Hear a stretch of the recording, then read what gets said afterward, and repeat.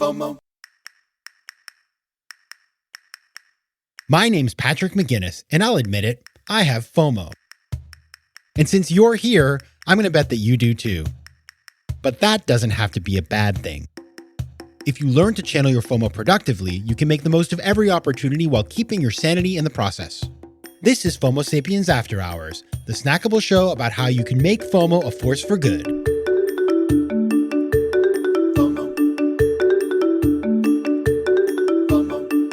Hey everybody, welcome to another episode of FOMO Sapiens After Hours. Today, I want to talk about the perfect morning routine. Did you know that there is a series of steps that you can follow every morning, and if you do it exactly right, you will be so successful. You will be post-economic rich. You'll be richer than all your friends. You'll be better looking, more fit, more charming, more popular, just all around. You'll actually be taller as well. Obviously, okay, that's obviously not true, right? There is no perfect morning routine, but people love to obsess over morning routines. And actually, there's this whole thing on YouTube. It's called beeline perfectionism. And I heard about this, and then I was talking to one of my really close friends about this, my friend Jason, and he told me his son Oliver, hey Oliver is very interested in morning routine videos on YouTube. This is like a little bit of like it's like a AMSR kind of thing. Like people like to watch these videos about like the perfect morning routine and the perfect desk and all that sort of stuff. And so there's a lot of culture around. There's all this sort of FOMO, sort of productivity porn out there. There's the Cuts How I Get It Done. There's the New York Times Sunday routine, which I've actually had a few people I know who are in there, and it's awesome. But I'm sort of like, do you really do that on Sunday? Like, no, you don't.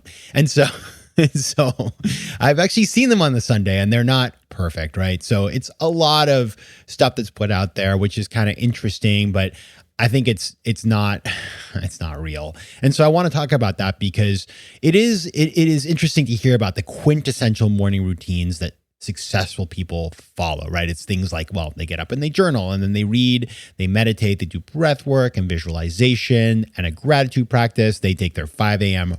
run. They make the absolutely most beautiful Instagrammable matcha latte, which I like matcha lattes, but not at 5 a.m. They do yoga, of course, and it's not even 8 o'clock yet, right? And so there's this whole concept of the 5 a.m. club. Like if you get up really early, you're going to be way better, which really stinks for somebody like me who I'm not good in the morning. And frankly, the idea of getting up that early, it's just not in my DNA. And we all know that we're all made differently. It's sort of like, you know, if you ever did yoga before, it's sort of like some people can do specific poses. They're going to be able to do the ankle to knee pose. Some people they're not going to get there. Like I'm not going to do a split. I could work on it for 35 years. Maybe I'm wrong. Maybe there's a yoga instructor who would like to tell me that I'm wrong, but I just don't think my body is ever going to do a split. And I'm pretty good with that. So, you know, I'm also never going to be part of the 5 a.m. club, and I'm okay with that too. But it is sold to us like this bill of goods. And there's, you know, I read an article recently in Business Insider about Tim Cook of Apple, and he gets up at 3:45 a.m. And sort of like, I'm thinking like, well, if I get up at 3:45, will I be the CEO of one of the largest companies in the world? I don't think so. But that's what people are trying to tell me, and I don't like it. I don't like being offered that. And I also think that it's saying to us, well, if you start things right, you know, the rest of the day doesn't really matter. It's like you got to get it right in the morning, and then everything else is perfect. And you all know, if you haven't read it, I will break you in on a little secret, which is like this thing about breakfast being the most important meal of the day is propaganda, right? It's I guess it was started by the Egg and Bacon Association of America, because now we're all told like intermittent fasting, you don't have to eat breakfast. In fact, I haven't had breakfast in a really long time. I like the foods of breakfast. I like to eat them later in the day, but I never was able to sort of like put food in my stomach in the morning. I just can't do it. And so I used to feel like, oh man, I'm really screwing up here. No, it's all propaganda. And so I just want to demystify, or I guess just debunk the idea that there is a perfect morning routine. And of course, this is not, I don't think it should be that controversial, but I just think we're all, again, we're fed this sort of concept. And I remember with writing, you know, It's a very similar kind of thing with writing and productivity, where I used to read about writers who they would say, well, you have to get up every morning and write from 6 a.m. to 8 a.m. And I remember thinking, oh, that's, first of all, as I just said, I'm not going to get up that early. Second of all, that sounded very rigid to me. That's just not the way I see the world. And in fact, when I started working on writing a book, because before I wrote my books, I actually worked on a fiction book, which is not a very good book. And there are some chapters out there that I will never publish them unless I can fix them. But I remember writing, and I enjoyed writing at random times of the day. And I thought, well, I'm really productive at these times, but am I doing it wrong? Because writers are supposed to write 3 hours a day, and then they're supposed to, not do any more that day. And it's supposed to be very fixed and very stable. And that's just not who I am. And so I think it's important, just as I learned with writing, like, how I wrote my books. This is like what you're not supposed to do. I treated it like I was doing like a pitch in investment banking days. And I just went and worked really hard for 6 weeks, just every day, 12-hour days until I had a draft. And so that was the right thing for me. I don't think I could have gotten a better result had I done it the 2 hours a day in the early morning way. I just had to find the right way for me. And so it goes with the morning routine. Let me tell you about my morning routine. Okay. Here's the big secret. I don't have one.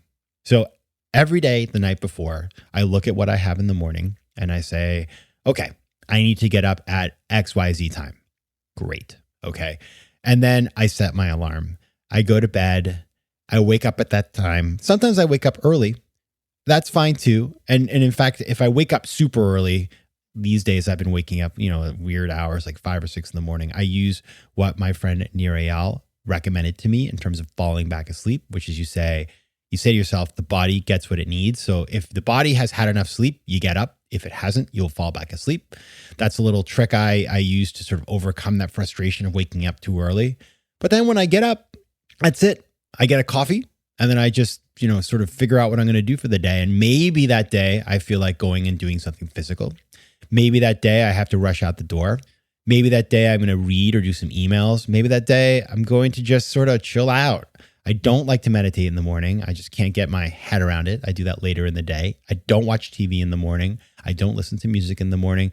So again, this is, and I'm perfectly productive. Would I be more productive? Maybe, but frankly, I feel pretty good about where I am. I don't need to optimize. I don't have the FOMO on that sort of stuff. And so I would encourage you to just sort of, if being highly rigid in the morning is what you need, yeah, good, go for it.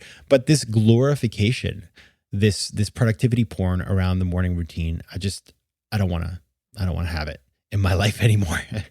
All that said, I'm sure some of you have the things that you do in the morning or the evening or the afternoon, things that really work for you that are sort of routine based, because I am a creature of habit. So I do understand the ritual and the benefits of ritual. So drop me a line. Let me know what works for you. Maybe you think, Patrick, you're crazy. The morning routine is the best thing ever. Or you say, Patrick, you're right. I don't believe in any of this stuff either. But I'd love to hear from you, and I'll be sharing some of the highlights on a future episode. You can reach me at letsconnect@patrickmcginnis.com. Or you can find me at PJ McGinnis on Twitter or Patrick J. McGinnis on Instagram. As you know, as I've been telling you over the weeks, I love hearing from you. You give me so many ideas for future shows. So check it out. Send me some comments. Let me know what I did right, what I did wrong today. And let me know what you'd like me to talk about on FOMO Sapiens After Hours. Every week's an opportunity to talk about something we heard on the show, or talk about something that is happening in the zeitgeist, or talk about stuff like this that just kind of shows up on my doorstep. And I'm sort of like, sounds like something we should talk about. So think about it, send me some information, and I will see you soon. FOMO. Want more of FOMO Sapiens and After Hours? Head over to FOMOSapiens.com, where you can listen to past episodes, learn more about the show, and find out how to advertise. You can also connect with me on Instagram at Patrick J. McGinnis and on Twitter at PJ McGinnis.